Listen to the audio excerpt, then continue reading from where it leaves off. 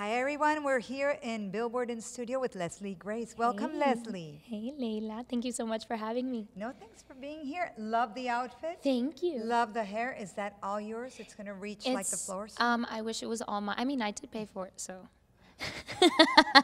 My mom would be watching and saying, "Don't give away all the secrets." So I'll leave it to your imagination. Okay, good.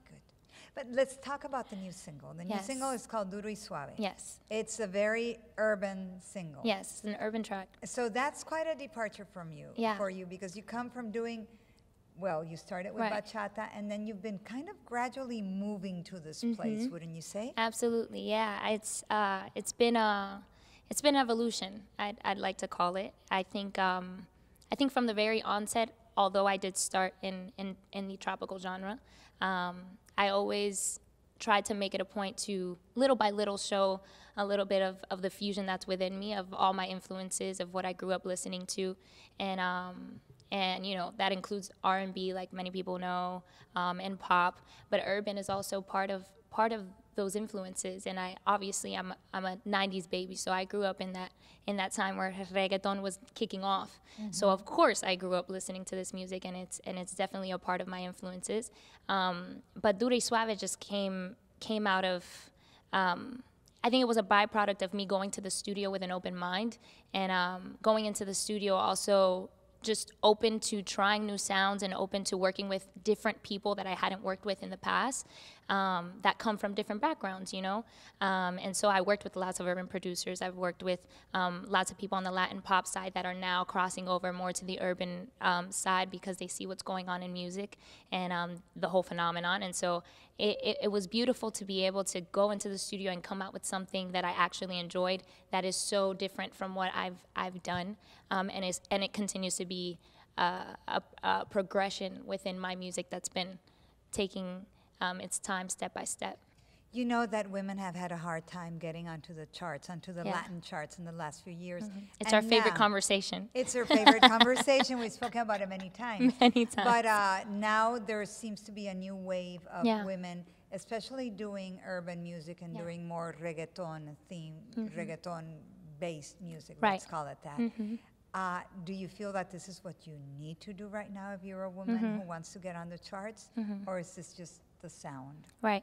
I think it's a wave. I think it's a wave, and I think that's another big conversation that I have very frequently with a lot of writers that I work with, because as musicians and as creators, we're able to acknowledge, okay, the sound is happening right now, and we have to somehow bring who we are to that table. I think that's what it's more about, rather than jumping on a wave, because waves eventually crash, you know? So some people may see it as though, you know, if you're a female artist, the quickest way, you know, that you can get notoriety and get views and everything that you want to get within your career is to jump on the wave that's happening then.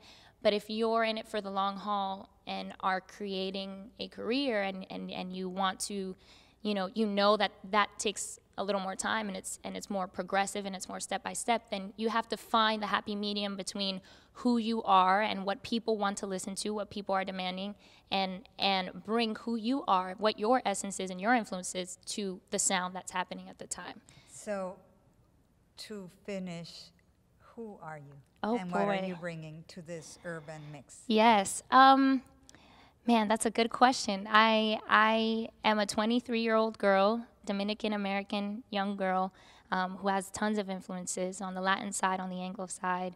I love R&B. I love tropical music. I love reggaeton. I love the urban sound in general has been something that I've had within me all along. And it's just something that I'll continue to unravel little by little. And what I just want to bring to the table is, I think, a little femininity to the genre.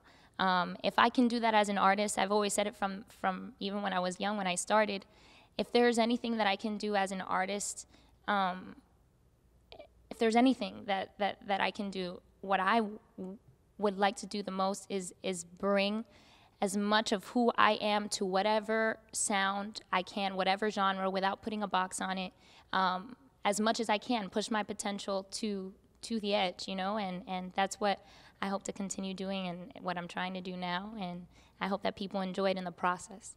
Do you think that reggaeton is a genre that objectifies women and that makes women who Right. jump on it Right. have to do things that they would normally Right. not do as artists? I do think that it has been a trend throughout the years because just like any other male-dominated genre, it's something that comes with the territory. No, I think that's what I want to bring to the table is how you can be a part of a genre without conforming to its limitations if that's not who you are. I don't think a woman should have to objectify herself in any sort of way in order to express herself in any type of genre because una cosa no tiene que ver con la otra, no? Like one thing shouldn't have to do with the other. There is a cultural thing that comes with every genre, you know, let it be urban or tropical or pop. But I don't think that it should be to a degree where a woman has to, if she doesn't feel as though it's who she is, has to bring herself down to, you know, minimize herself before any male audience in order to be a part of a genre. So I hope that in any case, you know, I can push those boundaries a little bit more and open the perspective with the music that I make in a fun way in that area, you know? Well, thank you so much, Leslie. Thank you, Layla. Duro y Suave is the new single by Yes. Leslie Grace. So cool.